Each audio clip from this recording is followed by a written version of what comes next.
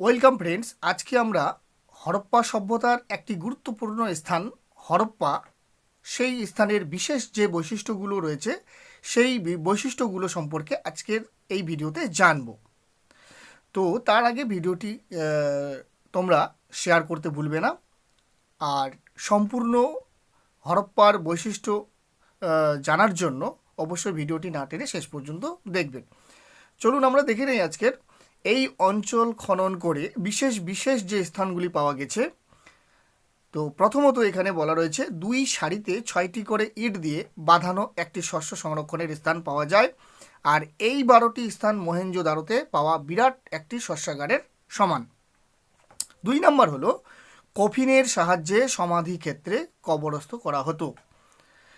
3 নম্বরটি হলো এক কক্ষ বিশিষ্ট রক্ষী নিবাসের সন্ধান পাওয়া গেছে।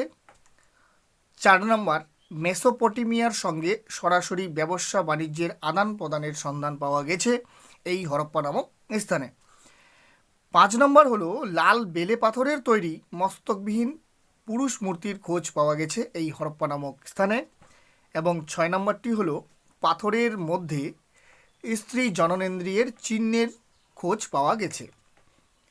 তবে এই বৈশিষ্ট্যগুলোর থেকে তোমাদের জন্য বিভিন্নভাবে প্রশ্ন করা হতে পারে, তাই ভিডিওটি যদি তোমরা হেল্পফুল মনে করো তাহলে অবশ্যই একটি লাইক করবে।